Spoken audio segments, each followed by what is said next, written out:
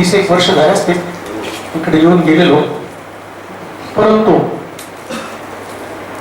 कल्पना मुळीच नव्हती. मी तो माझा भाऊच आहे, त्याच्याशी बोलत असताना तो म्हटलं की जेव्हा या ठिकाणामध्ये त्याचा जन्म झाला आणि इथं काही काळ त्यांचं वास्तव्य होतं, तर 4 परिवारांचं, 4 ख्रिस्ती परिवार तिथपर्यंत ते मर्यादित ख्रिस्ती या ठिकाणामध्ये होतं. पण आज प्रभूचे अनेक सेवक प्रभू या ठिकाणात त्यांच्याकडनं सेवा करून घेतली.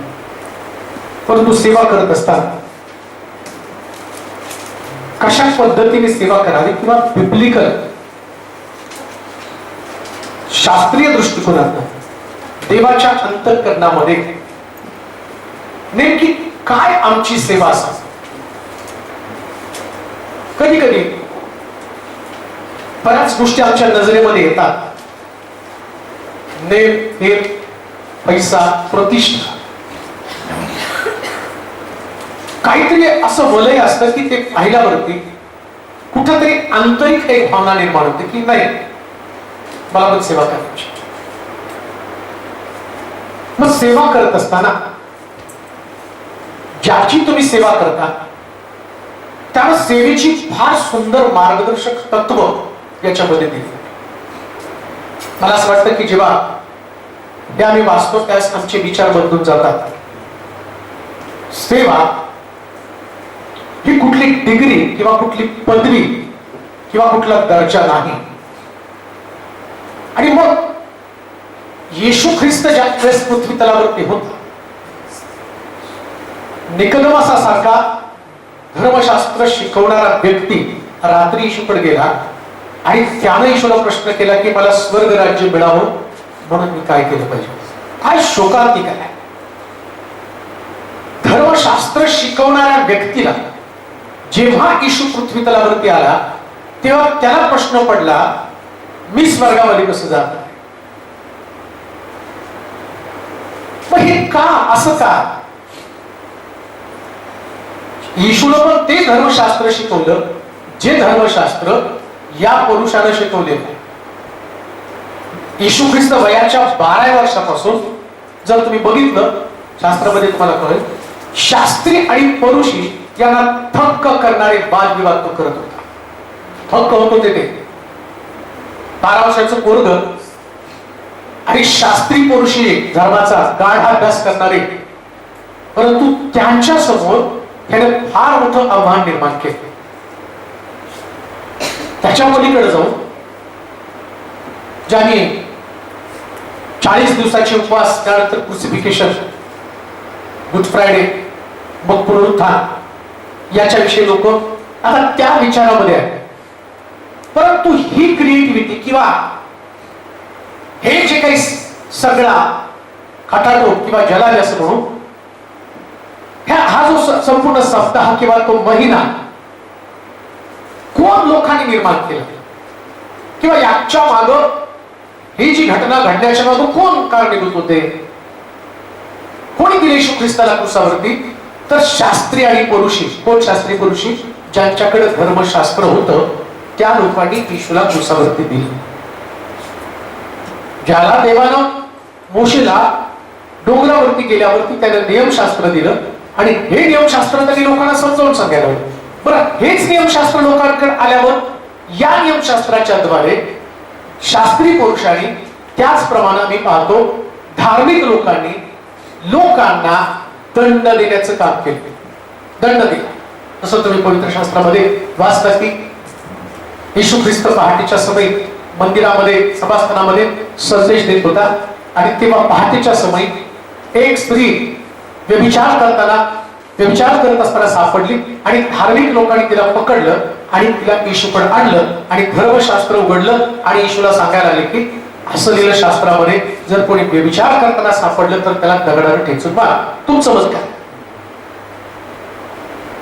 मग येशू म्हटलं बरोबर आहे, धर्मशास्त्रात तर तसं लिहिलं, पण पहिला दगड त्याने मारायचं ज्याने अजूनपर्यंत पाप केलं. बघा, आता ज्यांनी धर्मशास्त्र आणलं त्यांनी दगड पण आणले हातामध्ये आणि पकडणाऱ्या बाईला पण घेऊन.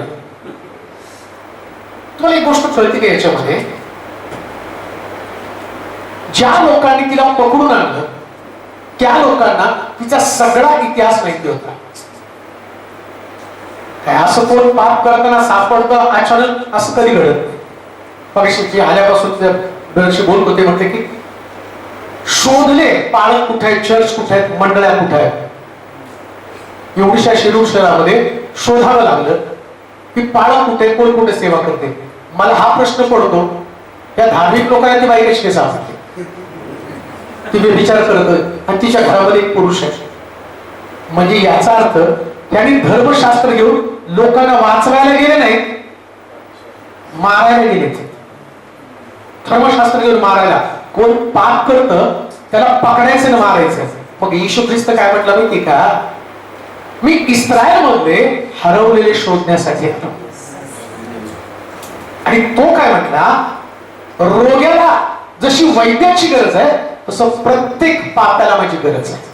हे तुम्हाला खाली सांगतो माहिती का, आम्ही ख्रिस्ताचे अनुयायी आहे आणि आम्ही पापावरच्या रोगाचा उपचार करणारे अशा प्रकारे ख्रिस्ताचे अनुयायी. नेमकं आम्ही आहोत कोण? एक बाळक, एक सेवक, एक लीडर ज्याच्या हातामध्ये लिडरशिप दिली. नेमकं आमचं काम काय, कोणतं काम आहे, कोणतं कार्य आमच्याकडनं करायचं. आम्हाला तर उपचार करायला दिले. हे उपचाराचं पुस्तक आहे. प्रभू येशू ख्रिस्ताने उपचार केला. जसं त्या स्त्रीला त्यानं दगड मारण्यासाठी आणलं आणि येशूला शास्त्रातला नियम देऊन म्हटले दगड मार करणं असं सांगितलं नाही. आणि आहे जुन्या करारामध्ये एका आखाडानं पाप केलं, त्याचं अख्खं घरदार जाऊन टाकलं, एक पण नाही वाचला. त्यानंतर मी पाहतो की नोहाच्या काळामध्ये तुम्ही बघितलं, एक कुटुंब वाचवलं, अख्खं जग नाश करून टाकलं. 8 लोक वाचले त्याच्यामध्ये. सदोम गोमोरामध्ये लोट, त्याचा परिवार, त्याच्यातली त्याची पत्नी मेली, अख्खं सदोम गोमोरा उद्ध्वस्त करून टाकलं. परिस्थिती बदलल्यावरती आम्ही पाहतो की देवाचं मन मृदू मृदू होत गेलं. त्याला कळलं या माणसाला उपचार नष्ट करणं नव्हे, या माणसाला उपचार काय, तर तो मग सांगतो वचनामध्ये, मी तुमच्यातलं पाषाणमय हृदय करेल आणि नवीन मांसमय हृदय तुमचा देईन. उपचार बाहेर नव्हे, उपचार आत करा. आणि आतमधला उपचार हे तुमच्या काउन्सिलिंगने नाही घडणार. एका व्यक्तीला बदलण्याची ताकद कशामध्ये असेल तर ती फक्त पवित्र शास्त्रामध्ये. हे शास्त्र माणसाला बदलतं. परंतु कित्येक वेळा शास्त्र युद्धाचं कारण बनलंय. पंथ, तत्व, सिद्धांत तुम्ही बघा, सगळं जग एकत्र राहू शकेल पण 2 चर्च एकत्र नाही राहू शकत. 2 मंडळ्या मीटिंग ठरवा बरं, त्यांच्या मीटिंगचा आपला काय संबंध का? त्यांचा इश्यू वेगळा, तुमचा इश्यू वेगळा का? त्यांच्या सभेला आपण नाही जायचं, त्यांचं आपलं कधी जमणार नाही. अहो स्वर्गामध्ये काय भाड्याच्या खोल्या नाही. सीएनआयला वेगळी, पेंटिकॉस्टला वेगळी, बॅप्टिस्टला वेगळी. बॅप्टिस्टचा इश्यू या दारात थांबणार, सीएनआयचा इश्यू या दारात थांबणार, पेंटिकॉस्टचा इश्यू या दारात थांबणार नाही. हो, येशू एकच आहे. बायबल सांगतं देवानं जगावर, सगळ्यांचं पण आहे. पोपट पोपटासारखं पहिलं ते बोलायला शिकलं बघा. योहान 3:16 देवाने जगावर, हे पाठ केले पण त्याच्या घरातच प्रीती नाही, मंडळांमध्ये प्रीती नाही. आणि जगाला मी सुवार्ता सांगायला निघालो. सुवार्ता कोण की आहे? येशूनं सुवार्ता आणि देवाची व्याख्याच एका शब्दामध्ये केली. शिष्याने विचारलं देव काय? तो म्हटला देव प्रीती आहे. देव प्रीती आहे.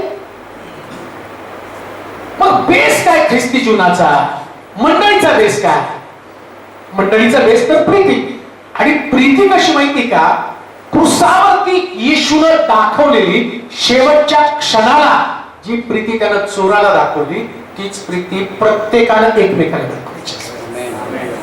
चोराला दाखवली हो. आता मला कसं सांगावं आणि थोडक्या वेळात किती सांगावं हाही मोठा प्रश्न आहे. परंतु तरी सुद्धा काही गोष्टी ज्या सेवक लोकांसंबंधानं प्रभूनं सांगितल्या त्याचे 2 भाग आम्ही करतो. दोन भाग. एका भागामध्ये तो पास्टर, धर्मोपदेशक किंवा लीडर्स याच्या संबंधानं तो म्हणतो की तुम्ही असं असावं. दुसऱ्या भागामध्ये तो असं म्हटला, म्हणजे प्रभू येशू ख्रिस्ताने शिष्याला शिकवता मला वाटतं त्याच्या अगोदर आपण सगळ्यात एंडला जो गेला, मग आपण त्या ठिकाणी मार्काच्या शुभवर्तमानामध्ये ज्या सुरुवातीला 6वा अध्याय 7 ते 12 वचन आपण वाचणार आहोत आणि मग शेवटी दुसऱ्या भागामध्ये तो काय सांगतो ते आपण पाहणार आहोत. मार्काचं शुभवर्तमान 6वा अध्याय 7 ते 12 वचन. मार्काचं शुभवर्तमान 6वा अध्याय 7 ते 12 वचन. मार्क 6 7 ते 12. 7 ते 12. नंतर त्या 12 जणांना आपल्या जवळ बोलावून तो त्यांना जोडीने पाठवू लागला. जोडीने पाठवू लागला. त्याने त्यांना अशुद्ध आत्म्यावरचा अधिकार दिला. अशुद्ध आत्म्यांवरचा अधिकार दिला आणि त्यांना आज्ञा केली की वाटेसाठी काठी वाचून दुसरे काही घेऊ नका. काठी वाचून काही घेऊ नका. भाकरी जोडणार किंवा कमर कशात पैसे घेऊ नका. वाहना घालून चला. दोन अंगरखे घालू नका. आणखी तो त्यांना म्हणाला तुम्ही कोठेही एखाद्याच्या घरी उतराल तेव्हा ते ठिकाण सोडेपर्यंत तिथे राहा. आणि ज्या ठिकाणी तुमचे स्वागत होणार नाही व जेथील लोक तुमचे ऐकणार नाही तेथून निघताना साक्ष व्हावी म्हणून आपल्या तळपायाची धूळ तेथे झाडून टाका. मी तुम्हाला खचित सांगतो की न्यायाच्या दिवशी त्या नगरापेक्षा सदोम व गमोरा यांना सोपं होत जाईल. ते तेथून निघाले व लोकांनी पश्चाताप करावा अशी त्यांनी घोषणा केली. पुष्कळ भूते काढली आणि अनेक रोग्यांना त्याला भंग करून बरे केले. काय केलं आणि काय येशू अपेक्षित करतात. जर तुम्ही पाहिलं की त्यानं शिष्यांना एकत्र केलं. ऐका, प्रभू येशू ख्रिस्त अस्तित्वात असताना शास्त्र शिकवणारे दोन भाग होते, एक शास्त्री आणि परुषी. शास्त्र्यांचा विशेष काय माहिती का, हे शास्त्री धर्मशास्त्राचा गाढा अभ्यास करणारे होते, शास्त्री. आणि दुसरे होते परुषी. या पुरुषांचं वैशिष्ट्य काय माहिती का, धर्मामधले सगळे सिद्धांत घेऊन लोकांमधले दोष काढण्याचं काम ते करतो, ते पुरुष. आणि म्हणून तो म्हटला पुरुषांच्या खमीराविषयी तुम्ही सावध असा. पुरुषांचं खमीर काय, हे पुरुषी एखाद्या व्यक्तीला देवात आणण्याच्या ऐवजी त्या व्यक्तीला दोष काढून, बारीक सारीक दोष त्यांच्यामध्ये, प्रत्येक व्यक्तीमध्ये काही ना काहीतरी दोष. त्याने येशूमध्ये सुद्धा दोष काय, येशूला सुद्धा क्रुसावरती देण्यामागे भूमिका काय होती. प्रभू येशू ख्रिस्त एकच वाक्य बोलला की मी देवाचा पुत्र आहे, एवढाच एक शब्द त्याने ऐकला. तर बघा शास्त्रामध्ये ते लिहिलं होतं, कुमारी गर्भवती पुत्र प्रसवेल, त्यास इम्मॅन्युएल, आमच्या सानिध्यात देव म्हणतील, कुमारीच्या पोटी त्याचा जन्म होणार आहे. सगळं त्यांना माहितीये. जेव्हा येशूचा जन्म झाला, आम्हाला माहिती की 2 वर्ष ते ज्ञानी लोक ताऱ्याचा शोध घेत राजवाड्यामध्ये गेले, हेरोदाकडे गेले. हेरोदाला त्यांनी प्रश्न केला, काय कोणी राजपुत्र जन्माला आला का. मग हेरोद मोठ्या पेचात पडला. त्यानं सगळ्या शास्त्री लोकांना जमा केलं आणि सांगितलं की धर्मग्रंथात असं काय लिहिलं का. आता धर्मग्रंथात त्यांना कळलं बेथलेम मध्ये येशूचा जन्म व्हायला पाहिजे. आणि मग ते म्हटले असं कोणीतरी जन्माला आला आणि तो राजा आहे. हे ऐकल्याबरोबर हेरोदानं 2 वर्षाच्या आतील बालक मारली. म्हणजे हे सगळे लोक शास्त्र जाणणारे लोक, शास्त्र माहिती असून सुद्धा या येशूला क्रुसावरती देण्यासाठी त्यांनी लोकांना चिथवलं. नीट ऐका, शास्त्र माहिती आहे तरी सुद्धा येशू ख्रिस्ताला शास्त्रातलीच वचनं काढून त्या पिलाताने विचारलं, वलांडण्याचा सण आहे, वलांडण्याच्या सणाचा नियम आहे, राजकैदी 2 आहेत, एक बरब्बा आहे आणि दुसरा प्रभू येशू ख्रिस्त. या दोघांपैकी कोणाला सोडायचं. शास्त्री पुरुषांनी चिथवलं. ते काय म्हटले, बरब्बसला सोडा, येशूला क्रुसावरती द्या. कोण सांगितलं, शास्त्री पुरुषांनी. त्यांनी फितवलं. आता जी गोष्ट मी तुम्हाला सांगणार आहे, या शास्त्री पुरुषाला त्यांनी बाजूला केलं आणि कुणाला बोलवलं, शिष्यांना. शिष्य कोण आहे शिष्य?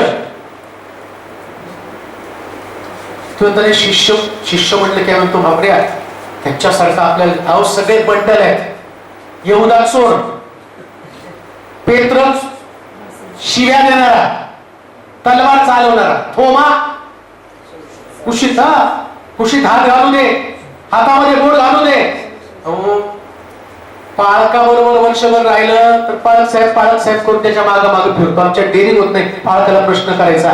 3.5 वर्ष चमत्कार बघून सुद्धा प्रभू येशू ख्रिस्त त्याला 12 शिष्याला सांगितलं होतं मी मरणार आहे, तिसऱ्या दिवशी पुन्हा उठणार आहे. आणि 3 दिवसानंतर हाच थोमा येशूला म्हणतो जोपर्यंत तुझ्या कुशीत हात घालत नाही आणि तुझ्या बोट घालत नाही तोपर्यंत मी तुला विश्वास ठेवत. असले सगळे बंडल येशूचे शिष्य. योहान कसला होता माहिती का? योहान म्हणतो स्वर्गात अग्नी पाठवून हे लोक इतका राग त्या योहान सगळे भ्रमिष्ठ, सगळे बंडल, हे काही चांगला नव्हता. याचा अर्थ मी तुम्हाला वाईट वागा म्हणून प्रोत्साहन देत नाही, पण एक गोष्ट मी तुम्हाला सांगतो, पण येशू ख्रिस्त त्यांनाच बोलवतो का हो? याचं कारण मी तुम्हाला सांगतो. आपल्याकडे एक सुंदर पद्धत आहे, त्याला काय म्हणतात? बेस्ट मधनं बेस्ट बनवायचं.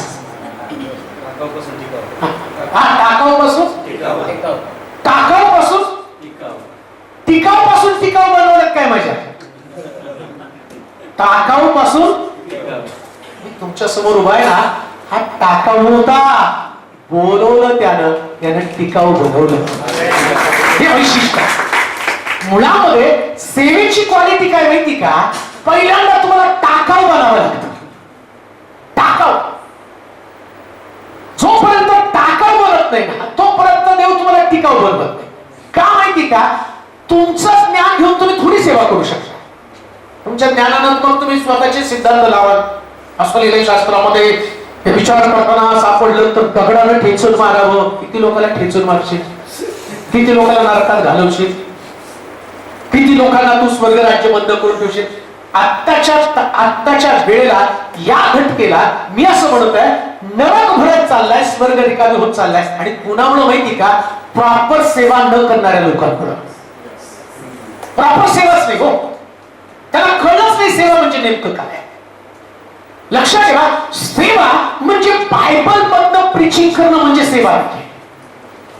प्रीचिंग करून कोणी लोक जिंकणार नाही.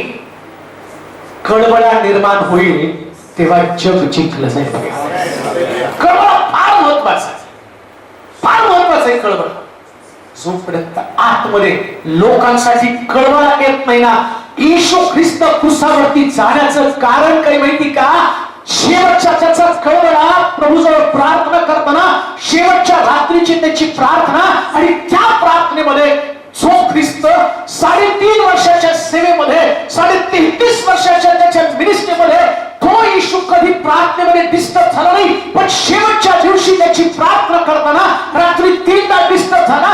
कारण त्याला माहिती होतं, पेत्राला कधी सांगितलं होतं, पेत्रा अरे सैतानानं तुम्हाला चालण्यासाठी मला मागून घेतलेलं आहे. जसं आणि गव्हाला चाळावं तसं तुम्हाला चालण्यासाठी मागून घेतलं. आणि जेव्हा त्या रात्री डोंगरावरती प्रार्थना करतो त्याची प्रार्थना काय? हे पित्या जसं मी आणि तू एक आहे तसं यांनी एक असावं, अशी प्रार्थना आहे. लक्षात घ्या, आज जर लोकांना एकत्र करण्यासाठी ख्रिस्ताची प्रार्थना यांची प्रार्थना असली पाहिजे. हे देवा, आम्ही वेगवेगळ्या ठिकाणात सेवा करतो पण आमचा सिद्धांत एक असू दे. आम्ही सगळेजण येशूच्या नावानं एकत्र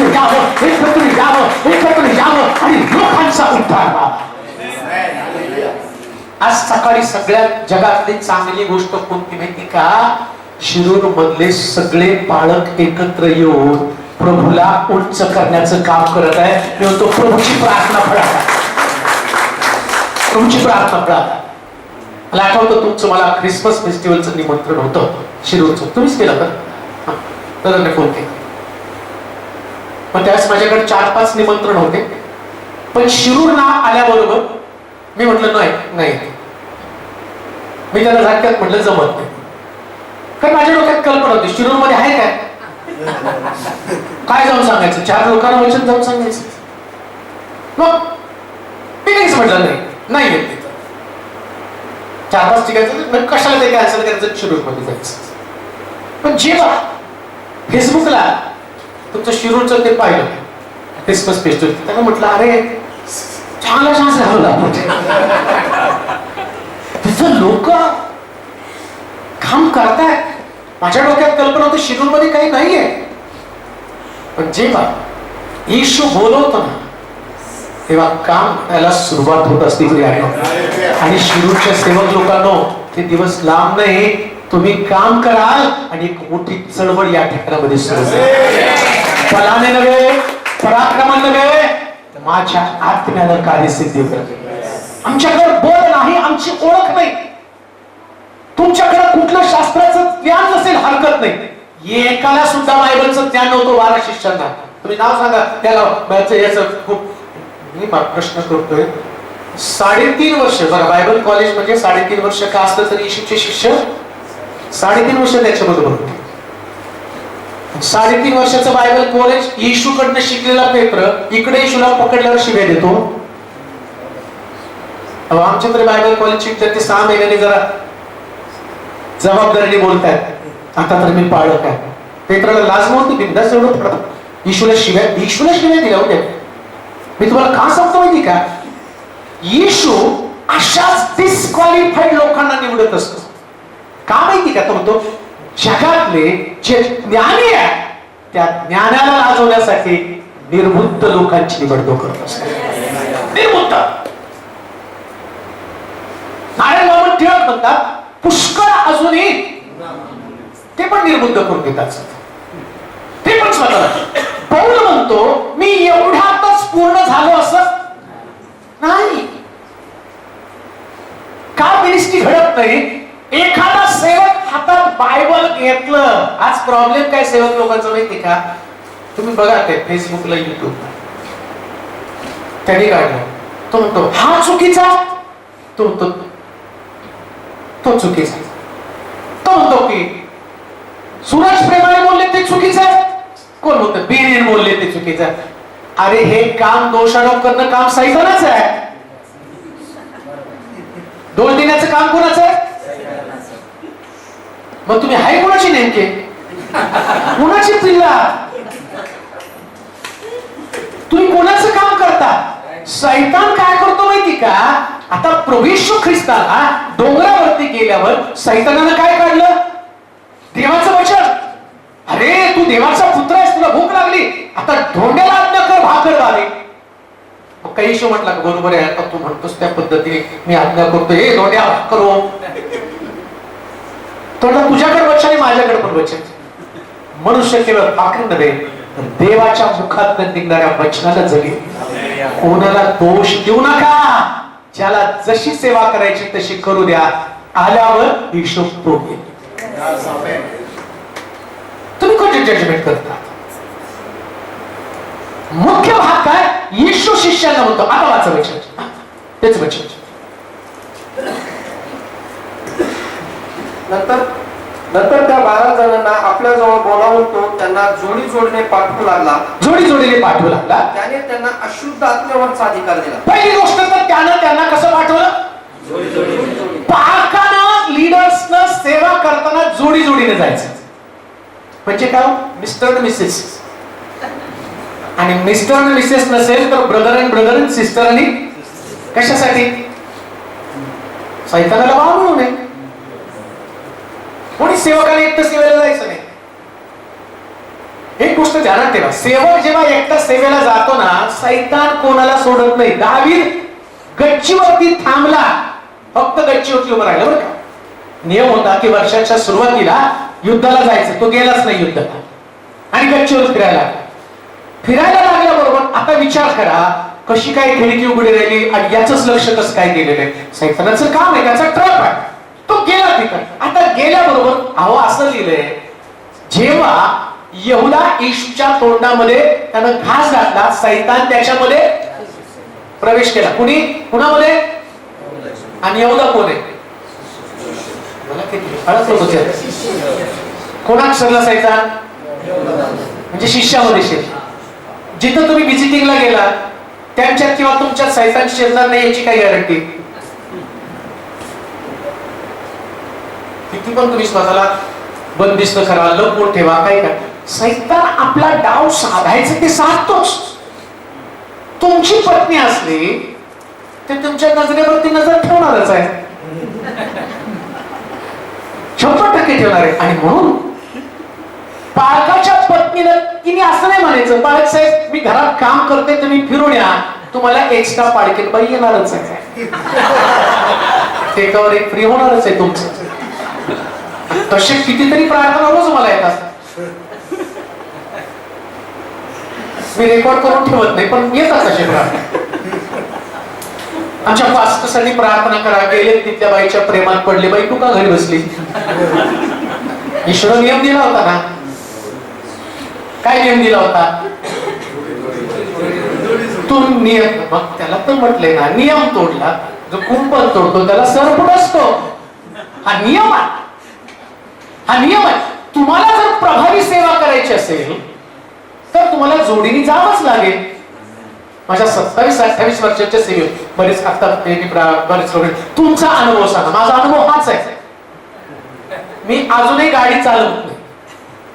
4 व्हीलर माझ्याकडे होती, आहे 2 व्हीलर माझ्याकडे होती, पण मी अजूनही गाडी चालवत नाही.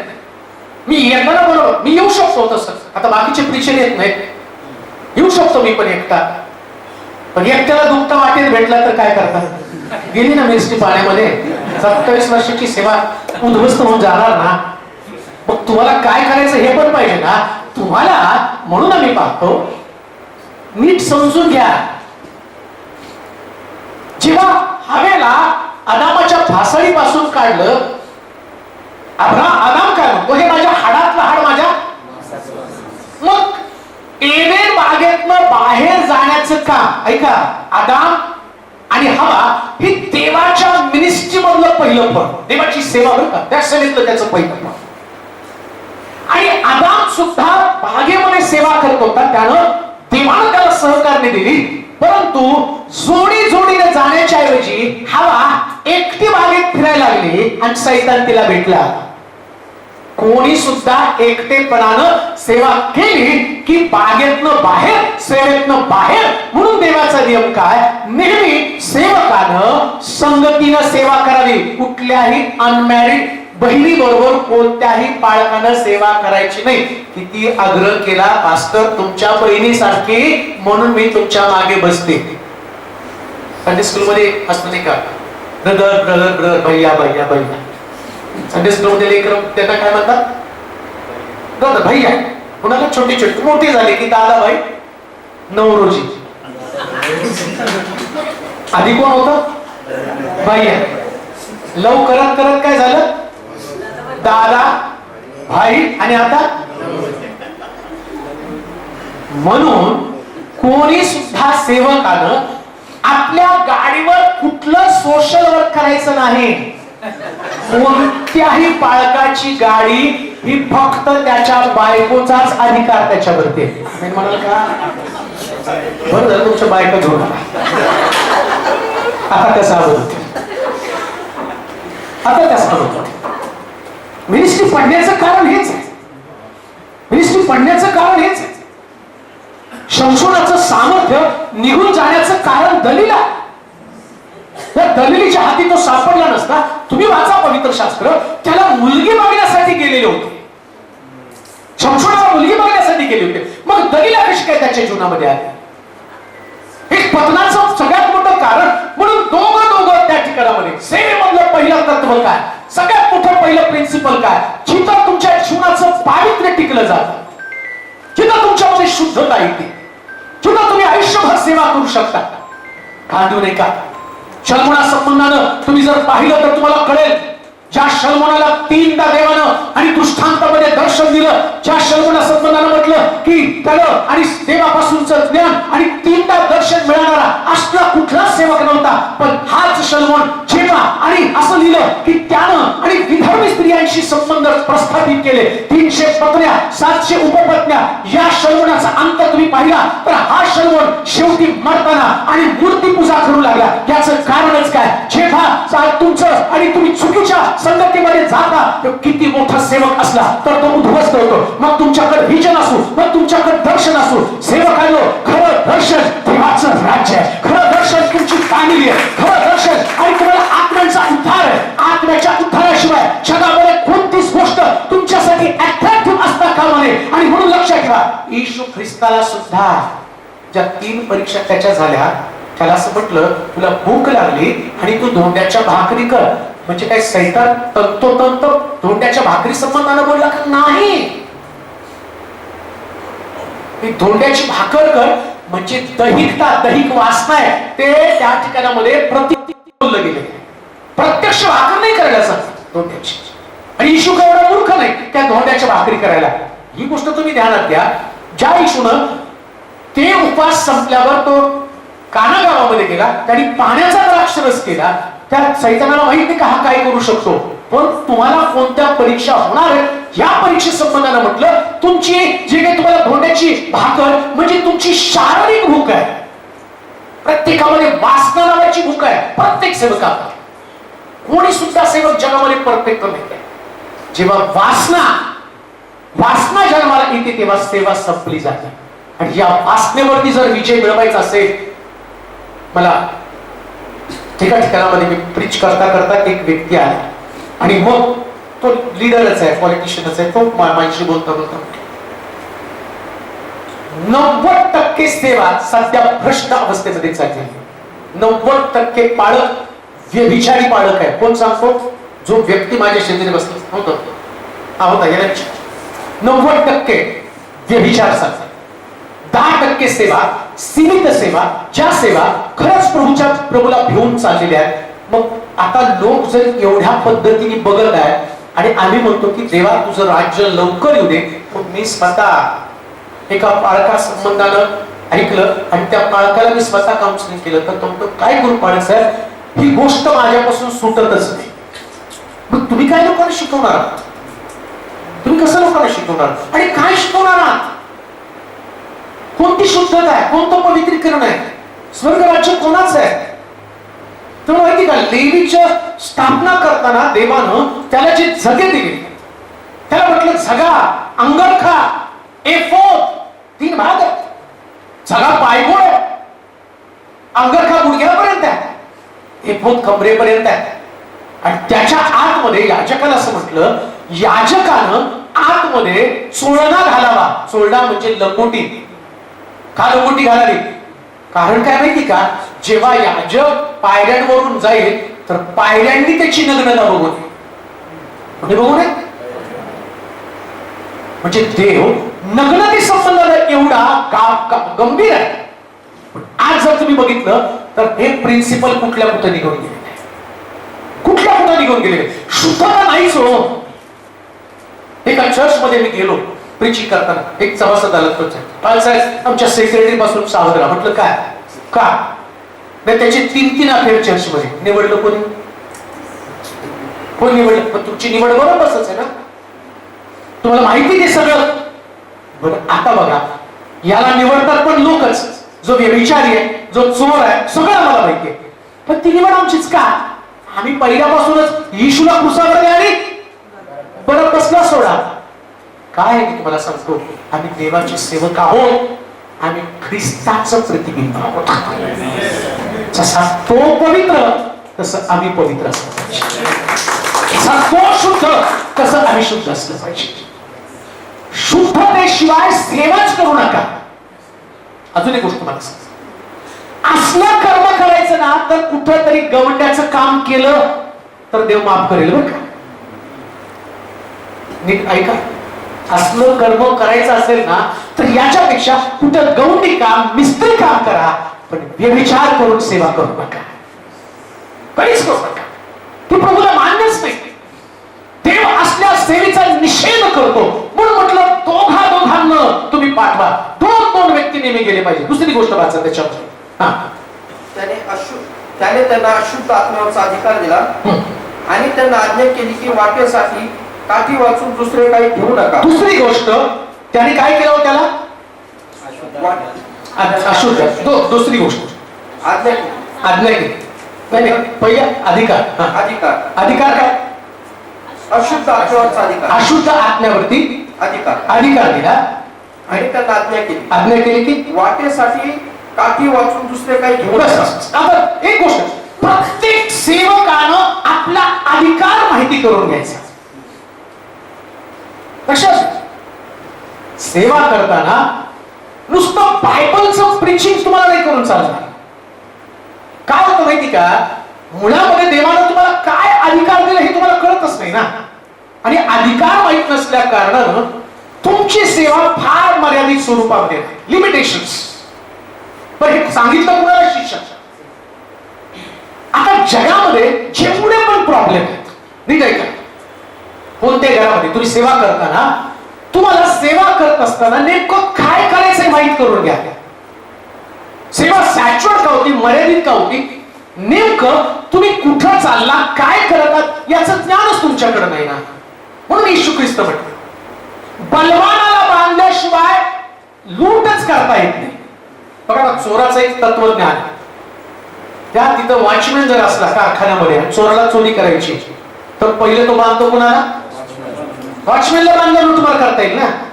चोराला कळतं, पण सेवकांच्या लक्षात ती गोष्ट येतच नाही. तुम्हाला देवाला अधिकार दिला, आता कोणावरती अधिकार दिला? कशावरती? काय प्रभू सांगत ते ध्यानात घ्या. जगामध्ये सगळे जे प्रश्न आहेत ते सगळे प्रश्न आत्म्यांचे प्रश्न आहेत. कसं काय तुम्ही सांगा? कुबडी स्त्री देवाच्या मंदिरामध्ये जात होती, वाकून गेली होती, चर्चला जाणं तिने बंद केलं नव्हतं, नित्य नियमाप्रमाणे जात होती. पण येशू ख्रिस्त तिथं आल्यावर तो म्हणतो, अरे विकाराच्या आत्म्या, हे कुबड निर्माण करणाऱ्या आत्म्या. आता बघा, तिथं ती एवढे वर्ष जात होती, पण कोणाला माहित नव्हतं तिच्यामध्ये विकाराचा आत्मा आहे. येशू ख्रिस्ताला आल्यावर कळलं याच्यात काय विकाराचा आत्मा आहे, कुबड आहे. तसं देवाच्या मंदिरामध्ये बरेच लोक येतात, त्यांच्यामध्ये व्यसनाचा आत्मा आहे, डिप्रेशनचा आत्मा आहे, दारिद्र्याचा आत्मा आहे. हे सगळं कोण निर्माण करतं? हे आत्मे, हे स्पिरिट आहे. देवाचं वचन तोडण्यासंबंधानं अनुभवाच्या पुस्तकामध्ये सांगितलं, यात लिहिलेली वचन तू पाळशील तर आशीर्वाद तुझ्या मागे धावत येतील. परंतु म्हणतो, एखादी आज्ञा तू मोडशील, नगरात तू शापित, शेतीवाडीमध्ये तू शापित, तुझी गुरढोरं शापित, तुझे आणि तुझी काटवत, तुझी परात शापित, सगळीकडे शाप शाप शाप. आणि म्हणून सैतानाला माहितीये, यांनी देवाची आज्ञा मोडली, हे शापित होणार आहे. मग आम्ही पाहतो, आता बघा, शास्त्राला बारीक समजून घेतलं तुमच्या लक्षात येतं. योबाच्या संबंधानं, योबाच्या घराच्या जवळ सैतान रोज जाऊन बसत होता आणि दुःखी व्हायचा. एक दिवशी दुःखी चेहऱ्यानं देव स्वर्गामध्ये गेला, सैतान स्वर्गामध्ये गेला. कुठे गेला सैतान? कुठं पोचतो सैतान? कुठं पोचतो? सैतान स्वर्गात पोचतो, घरात पोचणार नाही. ते आम्हाला माहितच नाही ना घरात पोचतो म्हणून. बरं, आता त्यात प्रॉब्लेम काय माहिती का, आपल्या सेवकांना ना जिथं सैतान बघायचं तिथं बघत नाही. ते तुमच्या फॅनवर 4 आत्मे बसते. देवांना आपलं तुमच्या फॅन मध्ये 4 आत्मे. आता त्या माणसाने फॅन का उन्हाळ्यात गरम होऊन मारा. त्याच्यापेक्षा भारी सेवक आहे, ते आले ना, ती मांजर तुम्हीच त्याला बघितले, तिच्या दुरात्मा, मांजरी दुरात्मा. अरे दुरात्मा मांजरीत कुत्र्यात नाहीये, दुरात्मा घरामध्ये शिरतो आणि काम करतो. एकदा आणि कुणाच्या जीवनामध्ये काम करतो लक्षात ठेवा, जे लोक देवाची आज्ञा मोडतात त्यांच्या जीवनामध्ये काम करतो. आता तुम्हाला अधिकार दिला म्हणजे नेमकं काय दिला? तुमच्याकडे देवाचं वचन आहे.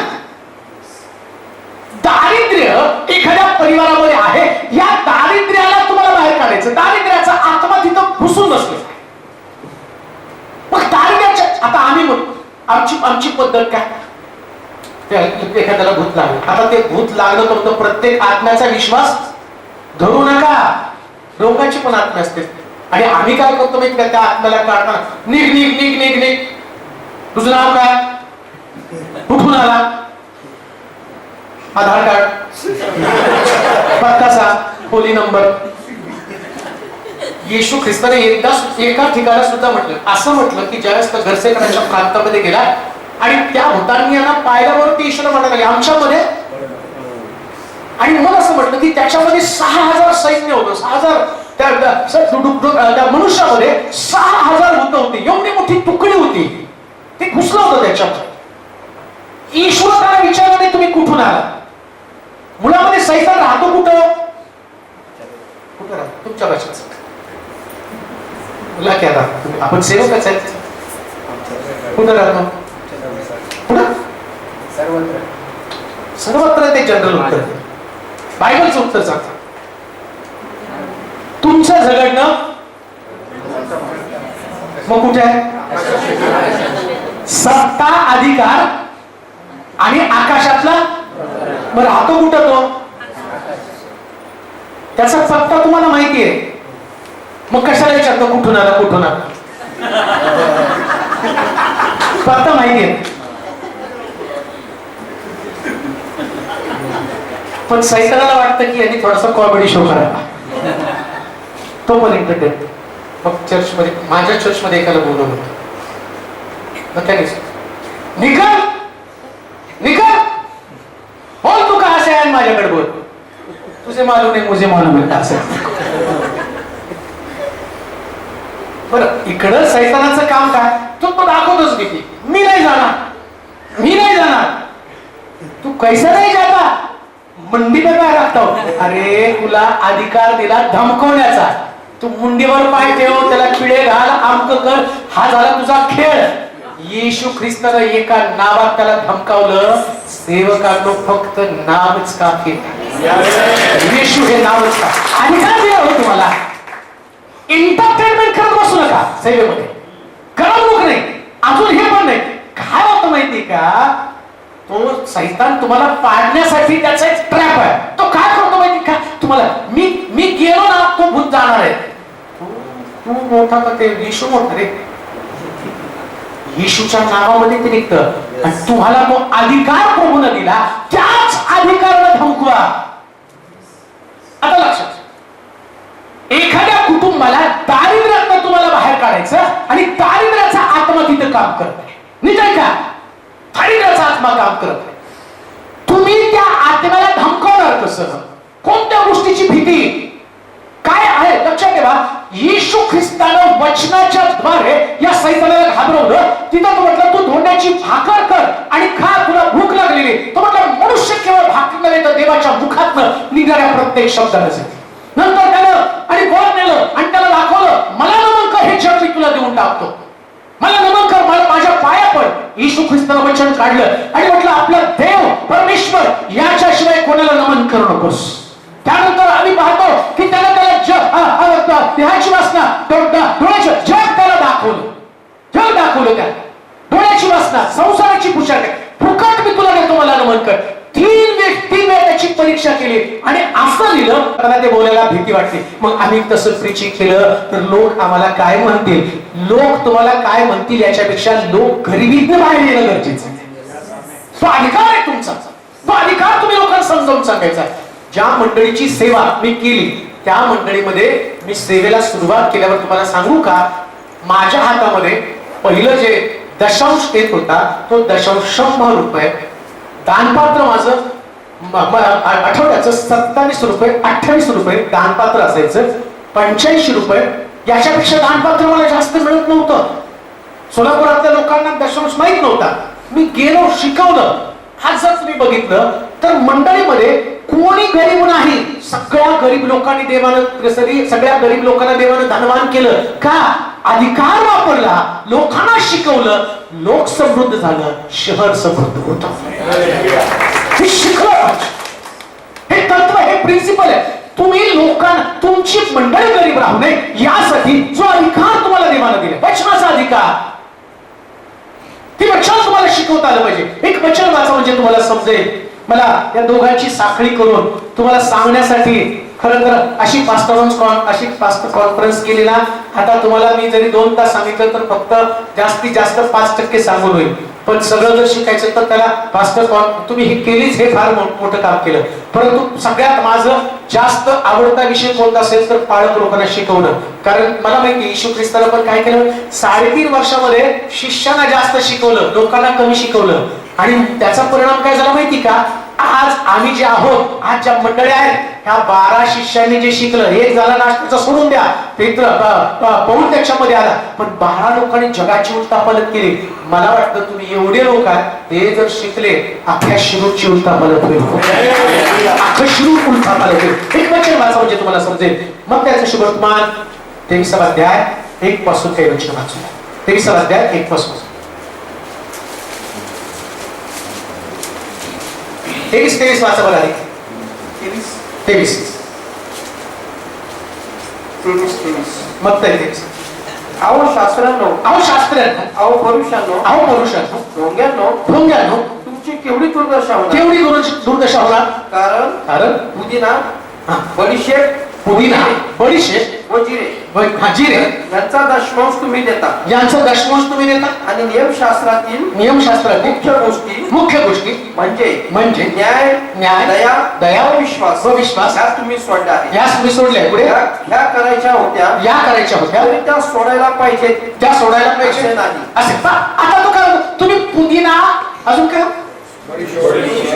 बडीशेपचा पण दशांश, अजून काय भारी होतं दशांश म्हटलं काय सोडलं ते. कुणी बडीशेप आणले तर दशांश द्या, जिरे आणले दशांश द्या. कुणी म्हटलं कुठे गेला पुदिना आणायला, दशांश दे. म्हणजे दशांश एवढा शिकवला की लोकांना बडीशेप, पुदिना, गहू, ज्वारी, बाजरी, तांदूळ, डाळ, साखर, तेल, रॉकेल, सिलेंडर नव्हता, बरं झालं त्यासाठी दशांश द्या. पण ही गोष्ट मी तुम्हाला काय, परुषी हे सगळं शिकवत होते, ते शिकवत होते.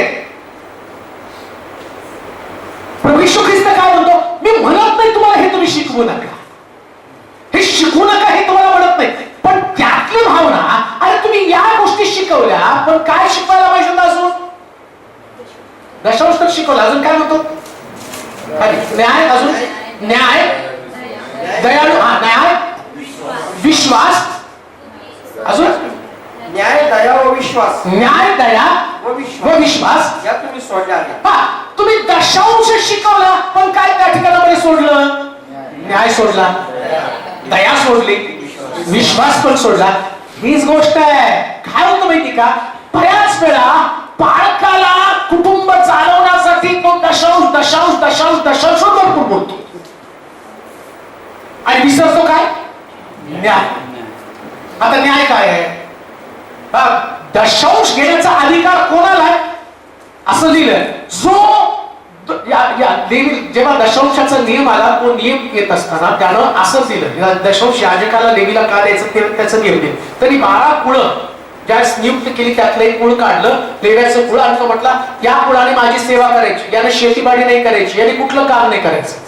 आणि मग इस्रायल लोकांना नियम देताना मोशेला तो सांगतो, लेवीच्या पुस्तकामध्ये गणनामध्ये जर तुम्ही बघितलं तर त्यानं नियम दिले. तो म्हटलं की याजकाला आणि लेवीला इस्रायल लोकांनी आपल्या उत्पन्नाचा 10वा भाग द्यायचा. का तर याजक शेतात काम करू शकत, लेवी शेतामध्ये काम करू शकत नाही, त्याला वाटण्याचा वाटा नाही.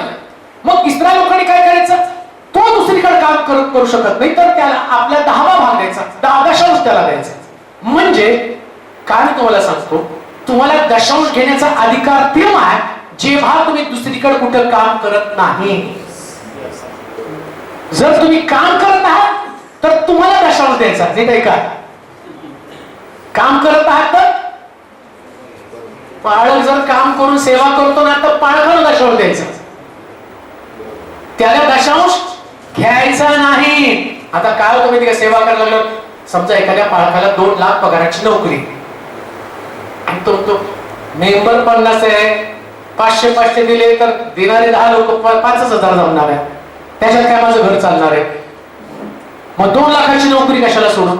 मग आता एक काम कर, तो 5,000चा दशांश आणि तुझा 20,000 दशांश, असं तुला किती द्यावं मंडळीला, 25,000. हा देवाचा नियम आहे. म्हणून बायबल काय सांगतं, एक मनुष्य 2 नावेत पाय टाकून चालू शकत नाही, एक मनुष्य 2 धन्याची चाकरी करू शकत नाही. म्हणून इकडं काय म्हटलं, तुम्ही दशांश शिकवताना, तुम्ही ते शिकवत असताना न्याय पण शिकवा. न्याय काय, प्रभूची सेवा करता, अजून न्याय काय. तुम्ही जर शास्त्र लोकांना शिकवता तर तुम्ही दशांश घ्या. ऐका, मला आठवतं, मी माझे मित्र होते पाळक, मला ते पाळक साहेब घरी आहे, मी तुमची वाट बघतो. आता मला असं वाटतं की चला बोलवलंय तर जाऊन भेटावं. मग संध्याकाळी माझं चेअर सुटलं आणि माझे मित्र त्यांच्याकडे गेल्यावर त्यांचं दार असं भिंत अशी ते जेवायला बसले, बाजूला 2-4 मेंबर बसलेले, आणि मी इकडे आल्यावर ही भिंत, ते तिथं जेवायला बसलेले, आणि या व्यक्तीला टीव्ही. आता मी दिसतोय तर उठून बंद पण करताय ना, फुकट जर कसे करत पिक्चर टीव्हीला लागेल. बरं आता पळत जाऊन बंद करावं तर मी तर आतमध्ये गेलो. ते जेवायला हा मावशीला हा पिक्चर लय आवडतो, त्याच्यामुळे मी लावलाय. काय लक्षात घेण्याचा अधिकार? तुम्ही त्या पैशाचा वापर जर तुमची करमणूक, तुमचं लक्झरी जीवन प्रभूच्या चरणाजवळ बसण्याच्या ऐवजी, देवाच्या वचनाचा शोध घेण्याच्या ऐवजी तुम्ही सारा वेळ त्याच्यामध्ये खर्च करत आहात, तुम्ही न्याय करत नाही. न्याय शिकवा. कैसराचं ते कैसराला, देवाचं ते. जेव्हा तुम्ही प्रभूपासून घेता ना, तेवढं तुमचं डेडिकेशन असलं पाहिजे. तुम्ही लोकांना तारणाच्या मार्गामध्ये चालवता, तुम्ही लोकांना देवाच्या मार्गामध्ये चालवता, आणि देवाच्या मार्गामध्ये चालवत असताना तुम्ही कसं मंडळीसोबत पाप करू शकता? सिनेमामध्ये चाललेले लव्ह स्टोरी, सिनेमामध्ये चाललेलं व्हायलन्स, सिनेमामध्ये कुठल्याच गोष्टी असली नसतात, सगळ्या नकली असतात. आणि डुप्लिकेट गोष्टी जर आम्ही त्याच्याच चर्चमध्ये लोकांना घेऊन बसतो तर कसं होईल? आणि म्हणून लक्षात ठेवा, न्यायाचं शिक्षण तुमच्याकडे असलं, न्यायाचं शिक्षण तुमच्याकडे असलं, 100% प्युअर देवाचं काम तुम्हाला करता आलं पाहिजे. हे परमेश्वराची सेवा करत असताना असं ज्यावेळेस अरुणाच्या घराण्याला निवडत असताना त्यानं नियम काय दिला माहिती का? 12 वंशाच्या 12 बदामाच्या काठ्या ठेवा, ज्या बदामाच्या काठीला अंकुर फुटेल, बदाम फुटेल, त्याच्याच घराण्याला देवाने निवडलं, हे जाहीर करा.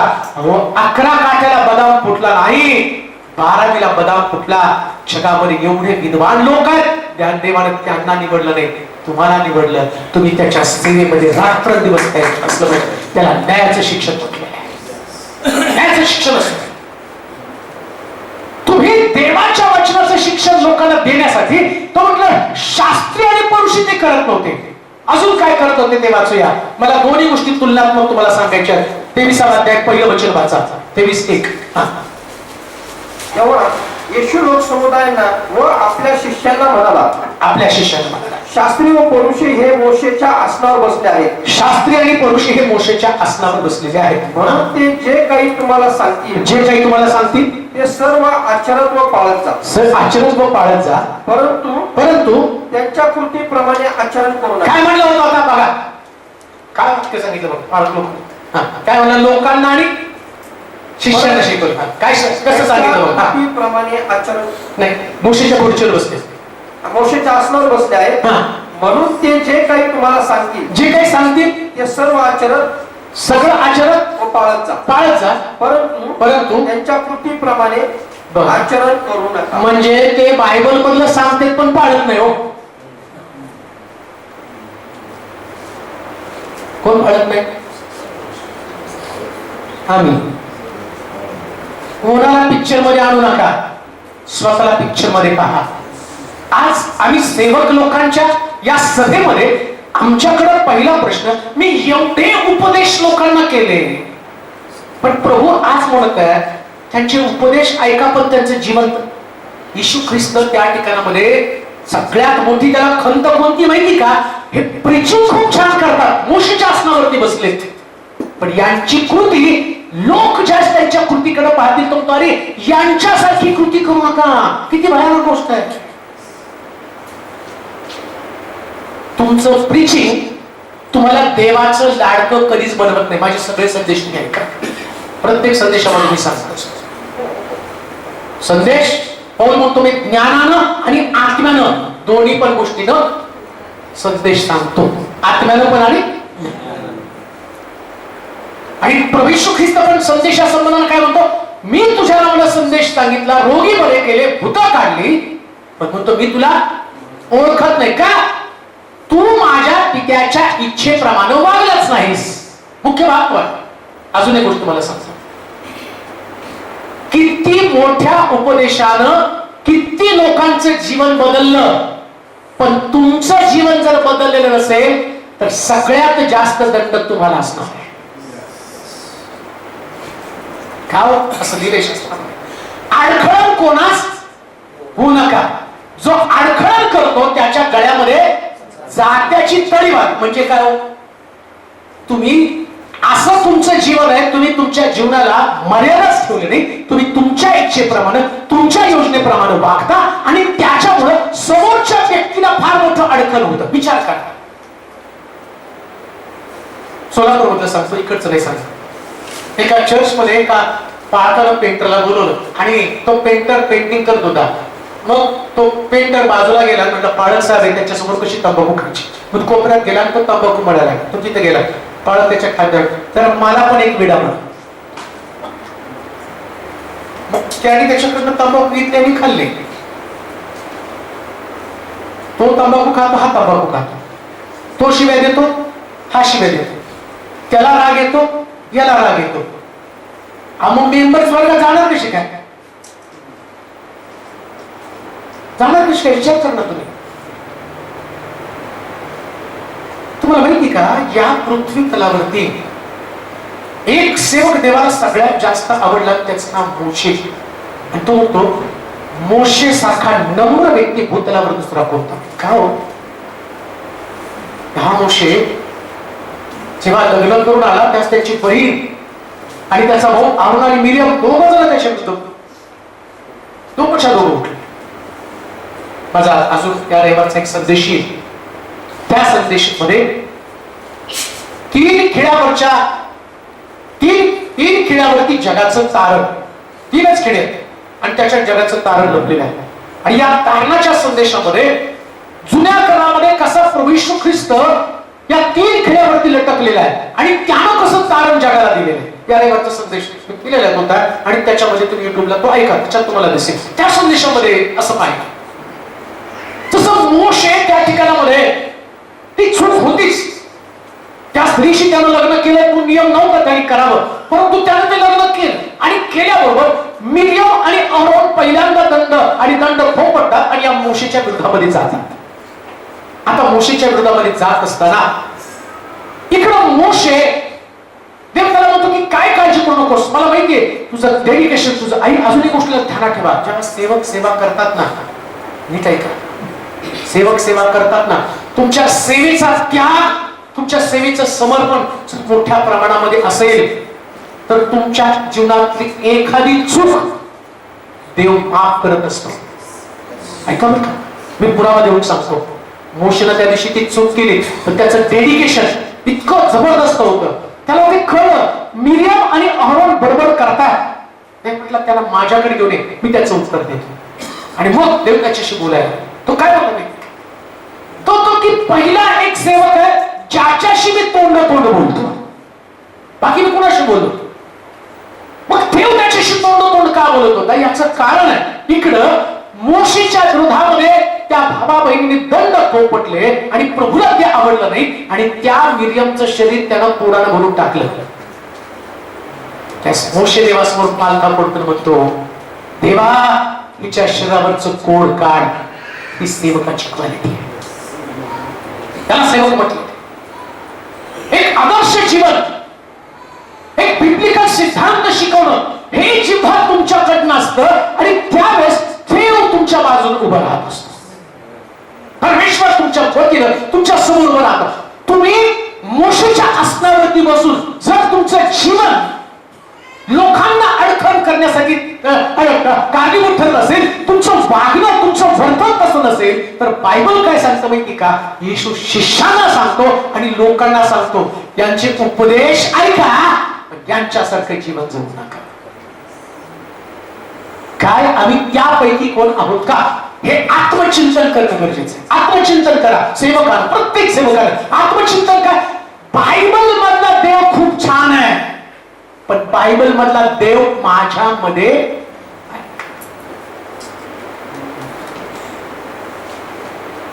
पौल म्हणतो, मी माझ्या ठाई राहत नाही तर कोण राहतो? कोण राहतो? ख्रिस्त माझ्या ठाई. तुमचं पण डायलॉग काय असला पाहिजे? माझ्या ठाई कोण राहतो? मग नवरा बायकोची भांडणं कशी काय होतात? बरं का, मी काय सांगतो तुम्हाला, बऱ्याच कुटुंबामध्ये सिस्टर लोकांनी थोडंसं ऐका.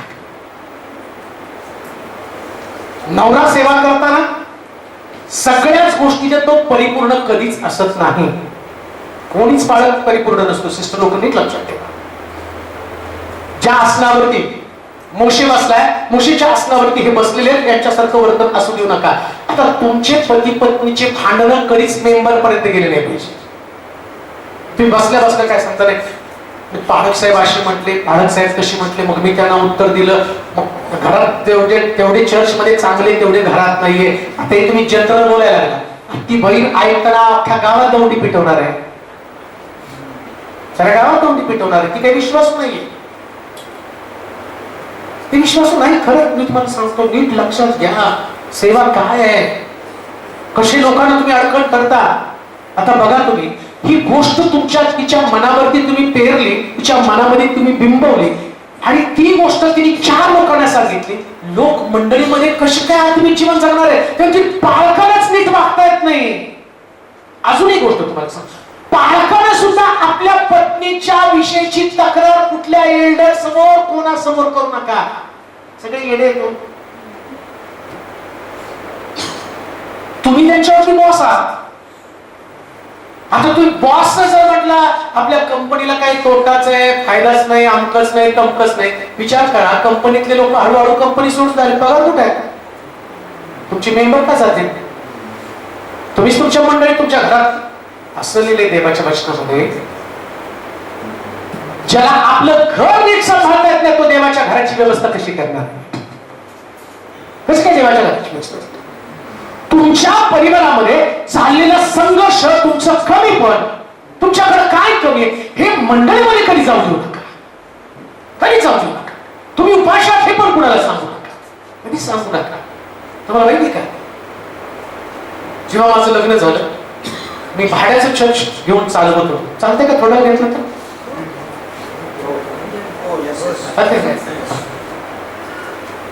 भाड्याचं घर होतं, भाडं भरायला माझ्याकडे पैसे नव्हते, सांगायचे कोणाला.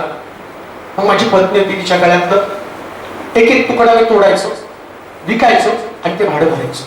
बरं, एवढा रोजच काय काय विकणार ना तुला, विकण्यासाठी काही शिल्लक राहिलं पुढं काय. बरं, लोकांपर्यंत गेल्यावर लोक तर सोडून निघून जाते. मी दिलं नाही ते, विकत गेलो. मग तिची आई विचारायची, अगं तुझं कसं काय बारीक व्हायला लागलं, तुझ्या गळ्यात एवढं मोठं तर बारीक कसं काय व्हायला लागलं, त्याच्या कुठंच बोलायचं. पण दुःख कोणी जास्त काढू शकत नाही, मिनिस्ट्रीमध्ये अनुभव नसतो, त्यामुळं घर तुटलं माझं, तो वेगळा विषय, त्याच्याकडे लक्ष देऊ नका, हे झालं उद्ध्वस्त. मग हे करत असताना ज्याही गोष्टीची कमतरता होती त्याची वाच्यता 27 वर्षाच्या मिनिस्ट्रीमध्ये मी एकदा पण कुठं केली, एकदा. अजून एक गोष्ट मी केली, मंडळी आणि परिवार दोन्ही गोष्टी एकमेकापासून लांब ठेवते. तुम्ही म्हणता ना कसं काय मिनिस्ट्री केली, मंडळीला परिवारामध्ये नाही लक्ष द्या. जर मंडळी परिवारामध्ये बघायला लागले की तुमचा परिवार खराब होतो. तुम्हाला मंडळीच्या परिवारात लक्ष घालायचंय, पण मंडळीला तुमच्या परिवारात लक्ष घालू नका. का माहिती का, जर खरंच त्यांच्यापासून मार्गदर्शन, मंडळीतल्या एखाद्या कुटुंबापासून किंवा एखाद्या व्यक्तीपासून तुम्हाला मार्गदर्शन घ्यायचं असतं ना, तर देवानं तुमच्या जागी त्यांनाच अपॉइंट केलं असतं. येते का तुमचं लक्ष? तुम्हाला ज्या जागेवरती देवानं नेमलं, तुम्ही त्यांना मार्गदर्शन करावं, त्यांचं मार्गदर्शन घेऊ नका, कधीच घेऊ नका. प्रश्न येतील, त्या प्रश्नाला दोघांना एकत्र बसून फक्त याच्यातनं तोडगा काढा, फक्त याच्यात, बाकी कुठंच तोडगा काढायला जाऊ नका. बहिणींसाठी मी सांगते, कितीही त्रास सहन करावा लागला तरी विश्वासात आणि सेवेत टिकून राहा. एक दिवशी तुम्ही फार समृद्ध असणार आहात, खूप समृद्ध असणार, खूप समृद्ध. तुम्हाला माहिती का, ज्या काळी माझ्याकडे काही नव्हतं त्यास माझं घर तुटलं, पण आज माझ्याकडे जे आहे त्या कारणानं तुम्ही मला बोलवलंय. का? कारण मी शेवटपर्यंत विश्वासाचं युद्ध जिंकलो, लढलो, तसंच युद्ध जिंकलो. हे करावंच लागतं प्रत्येकाला. म्हणून दोष ते कुरकुर करत. अजून एक गोष्ट मला सांग, सेवकाबरोबर फक्त सेवेची चर्चा करा. तुम्ही जे पाळत लोक, तुम्ही तुमच्या परिवाराची आणि मंडळीतल्या दुव्यांची किंवा कमतरतेची चर्चा करू नका. काय तुम्हाला सांगतो माहिती का, बसल्या बसल्या दोन पालक एकत्र बसल्यावर ते सांगतात की हा परिवार मला खूप त्रास देतो. हे असेच बघा लोक, कोणीच विश्वासू नसतं. नीट ऐका बरं का, तुम्ही सेवक आहात, मला माफ करा, पण तो ज्याला तुम्ही तुमच्या परिवारातली मंडळीतल्या परिवाराची माहिती द्याल, तो दुसरा सेवक त्या परिवारामध्ये जाऊन तो परिवार त्यांच्या मंडळीत घेऊन जाईल. काय बोलतो तुम्ही, जर ते वाईट आहे, 100% येशूच्या संगती असणारे सगळे प्रॉब्लेमॅटिक लोक होते. तुमच्याबरोबर चांगले राहतील का? शिव्या देणारा पेत्र येशू घेऊन फिरलाच ना, चोरटा येऊला घेऊन फिरलाच का नाही, रागिष्ट योहान घेऊन फिरलाच का नाही, अविश्वासू थोमा घेऊन फिरलाच का नाही. पण क्रुसावरती येशू ख्रिस्त गेल्यावर किती शिष्य येशूच्या संगती होते? सगळे पळून गेले की नाही? मग नाही आमच्या दुःखात ते नसतात, येशूच्या दुःखात नव्हते तुम्ही, येशूपेक्षा मोठे आहेत का? येशूने सांगितलं ना, जो कोणी माझा शिष्य पाहतो त्यानं आत्मनिग्रह करावा आणि आपल्या. मग तुम्हाला सेवा करायच्या वेळेस मनस्तंभ घेऊन सांगितलं. मनस्तंभ म्हणजे कोण सांगितलं तुम्हाला? आणि तुमच्या पायाखाली पाय घड्या घालणार आहेत, तुम्हाला जय जयकार करणार आहेत. अहो तुम्ही सेवा निवडली म्हणजे तुम्ही अपमान निवडलाय. तुम्ही सेवा निवडली म्हणजे कमतरता निवडली. पण एक गोष्ट तुम्हाला सांगतो, असंही देवाचं वचन सांगतं, जे अपमानात पेरलं जातं ते गौरवात उगवलं जातं. आज अपमान आहे, एक दिवशी तुमचा सन्मान असणार आहे. एक दिवस माझा अनुभव, माझ्या जीवनात माझा जास्त कौटुंबिक कलह झाला. मला आठवतं, मी एका हॉटेलमध्ये गेलो आणि तिथं बसलो.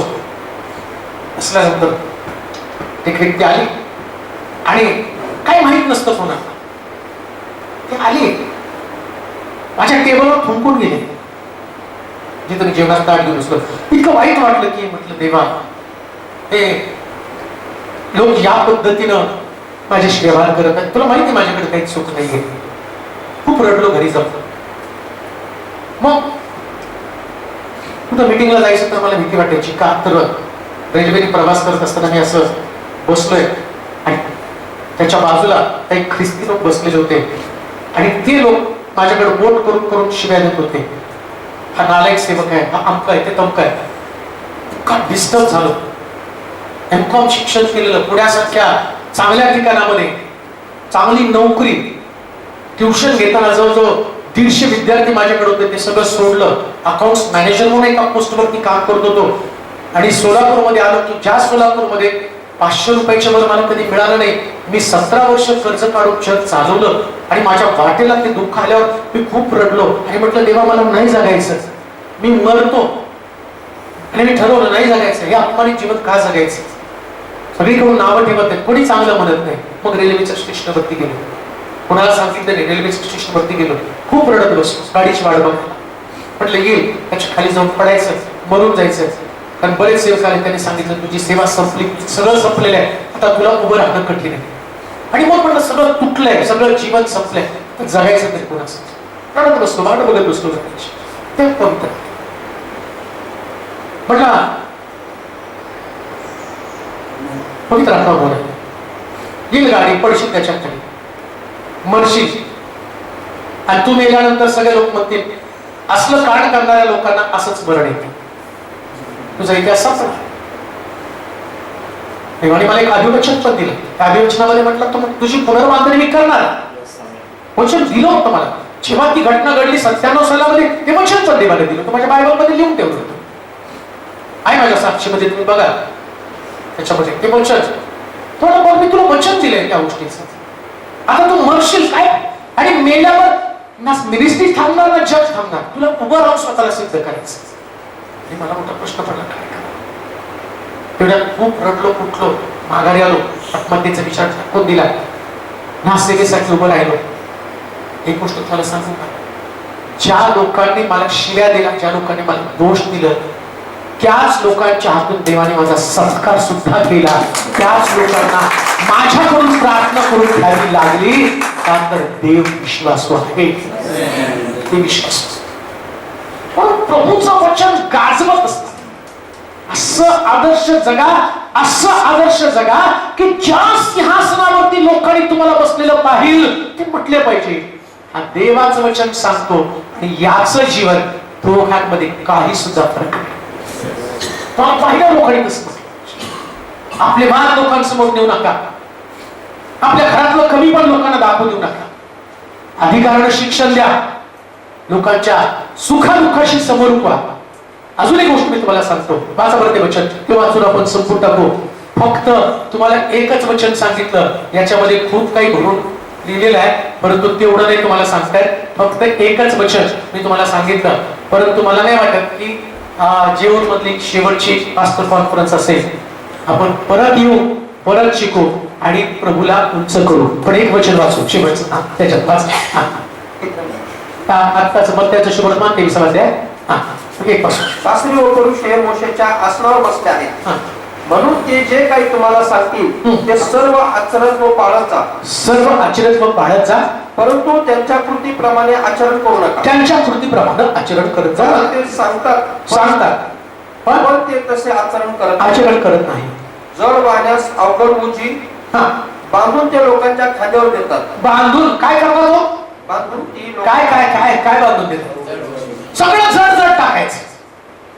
अजून परंतु ती काढण्यास ते स्वतः बोटही लावायचे नाही. तसे म्हणू नका बरं का. लोकांना जड उजं द्यायचं, असं करा तसं करा. आम्हाला सगळ्यात सोपा मार्ग काय पाळत लोकांना.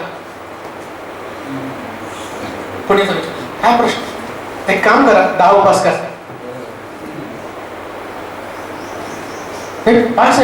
प्रॉब्लेम सुटत मला विचारतात नाही काय पाळसाहेब प्रश्न सुटत नाही, किती उपास करू? आता 40 करून तरी सुटतेत का तुमचे? आमच्या लहानपणी उपास धरायची कशाला धरते का तू? होत नाही तुला.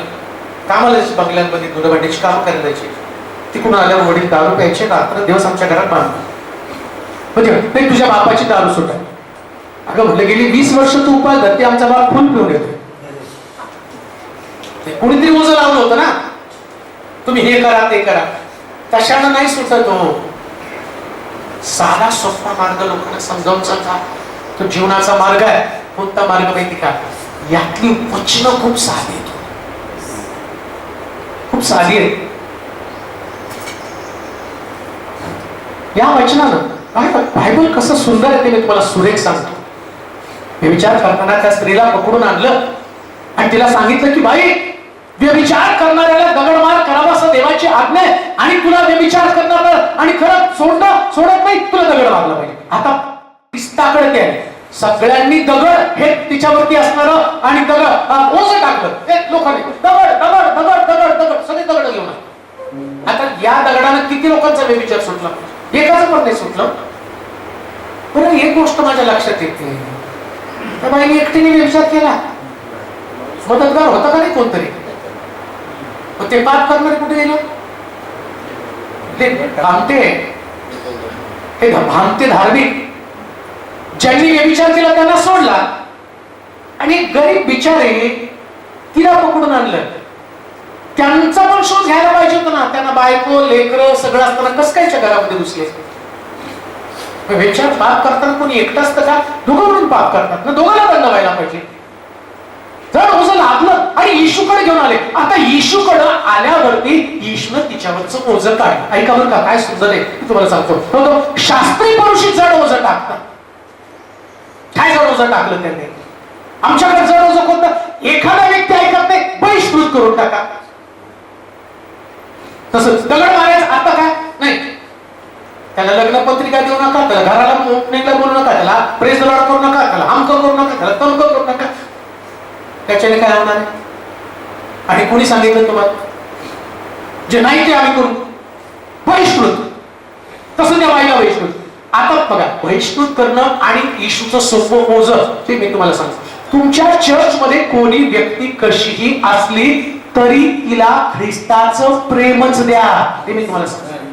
काय सेवकांमध्ये सेवक म्हटल्यानंतर काही परिवार तुमच्या विरोधामध्ये बोललाच. असं जगामध्ये कोणताच परिवार नाही, कोणतीच मंडळी नाही की त्या ठिकाणामध्ये अहो येशूचे शिष्य सुद्धा तसेच होते. जेव्हा शिमोनाच्या घरामध्ये येशू जेवायला बसला, मरिया आली, आला वस्त्र कुपी आणि मग विकून 300 रुपये आले असते ना, कशाला त्यांनी एवढं किमती असणाऱ्या तेलाची नासडी केली. त्यांनी येशूला सोडलं नाही, येशूच्या पायावर तेल ओतू दिलं नाही. मग हे तुम्हाला सोडतील का? 12 शिष्य सरती राहून सुद्धा खुसफुस खुसफुस मनातल्या मनात तसं मंडळीमध्ये सेवा करताना हे खुसखुशी असतील बरं का तिथं. कुरकुरे आणि हल्ली सगळे कुरकुरे लागतात. हा काही नसलं तरी कुरकुरे कुठं लागतात हो? टाइमपास कुरकुरे कुठं लागतात? हा टाइमपासला कुरकुरे. कारण तुम्ही म्हणता का नाही, अगं चल आज जेवण वाढ, पटकन कुरकुरे वाढ. जेवणाला कुरकुरे चालत नाही, कुठे चालतात? हा टाइमपास. टेढ़े मेढ़े हे लेकिन अच्छे. टेढ़े मेढ़े हे टेढ़े मेढ़े सगळीकडे असतात. पण हे टेढ़े मेढ़े म्हणून त्याला तुम्ही खमंग पण त्यांना पण खा. टेढ़े मेढ़े वाकड्या असू द्या, तिकड्या असू द्या, काय बोललं तरी ते बोलले म्हणून तुम्ही पापी ठरत नाही. नीतिमान ठरवणारा येशू तुमच्या सोबत असतो. ते बोलतात आले दगड घेऊन, हा पकडलं, मी स्वतः पाहिलं. दगड घेऊन आले येताना, येशू कुठे आहे तू? प्रीचिंग करू दे. हिला पकडलं, ती बाई खाली मान घालून, बायबल अरे काय देवाचं वचन जर येशूला माहित नसेल कुठला अध्याय काय अध्याय, दगड तुमच्या हाताला दगड मारला पाहिजे. बरोबर बोल. पहिला दगड त्याने मारला, ज्याने अजूनपर्यंत पाप केले. त्यांना वाटलं याला काय की त्याने पाप करत नाही, त्याचे दगड घेऊन थांबलो. मी थांबलो, निलो थांबला, नागेश थांबला, तुम्ही नाही शिरूरची श्री आम्ही तिघ. नागेश तर असा दगड हातात फिरवायला लागला. याने नुसतं मार म्हणलं की बरोबर मी नेमच धरून मारतो. विष्णू ओळखलं, नागेशच एवढ्या मारतो. पहिला दगड त्याने मारायचं ज्याने अजूनपर्यंत पाप केलं नाही. नागेश नेम धरून थांबला. येशूने, नागेश पानाच्या टपरीवर तूच होता, जाताना मुलीची छेड काढलेला तूच होता. हे लिहायला सुरुवात केल्यावर नागेशने दगड टाकला, गपचूप झाला. तुम्ही जितकं दुसऱ्याचं पाप शोधता त्याच्यापेक्षा जास्त पाप येशूला तुमच्या जीवनात माहित आहे. येशू काय म्हटलं माहिती का? एक एक करून सगळ्यांची नावं लिहिले. दुसरे आता काय होतं माहिती का? नावं लिहिताना ज्याचं नाव लिहिलं त्याला दिसत होतं बाकीच्याला, पण त्या बाकीच्याला काय वाटत होतं माझं पाप येशूला द्यायला लागला. त्यांनी बघितलं अरे सगळ्यांची नाव आले, आपलं नाव याच्यात कळती मारा. सगळे जण पळाले. म्हणून बायबल सांगतं नीतिमान कोणी नाही. आणि तुम्ही कशाला एकमेकाला नाव ठेवता? आणि तुम्हाला कोणी नाव ठेवलं तर मनावर कशाला घेता? सगळे गेल्यावर येशू त्या बाईला विचारतो, बाई तुला कोणी दंड दिला नाही का? नीट आहे का? जड ओझल आत्म कसं आहे मी ते तुम्हाला सांगतो. ती म्हटली स्वामी कोणी दिला नाही, जा मीही तुला माफ करतो, इथून पुढे पाप करू नको. किती हलकं ओझं. क्षमा करणं ही सगळ्यात हलकी गोष्ट आहे. ती एकमेकाला करा. आणि जेव्हा तुम्ही कराल, ऐका असं लिहिलं, त्या एका क्षमेनं या बाईला लोकांनी मारण्यासाठी आणलं, परंतु या बाईनं अख्खं शमरोन तारणासाठी येशूकडे घेऊन आले. अख्खं शमरोन येशूकडे तारणासाठी घेऊन आले. एक क्षमा तुमच्या जीवनामध्ये एका गावाला, एका शहराला बदलून टाकण्यासाठी पुरेसे असेल. म्हणून येशू म्हणतो त्याच्यासारखा असू नका, तर जीवन याच्यासारखं असू दे, याच्यासारखं असू दे. देवाचे सेवक हो, खूप आनंद वाटला तुमच्याशी बोलताना. पण जाता जाता म्हणे येशूच्या मर्जीचे सेवक बना, अख्खं शिरूर बदलून टाका. जेव्हा शिरूर बदललं जाईल तेव्हा देवाचे गौरव अधिक मोठ्या प्रमाणात होईल. आपण प्रार्थना करू. आपली मान आपण झोपूया.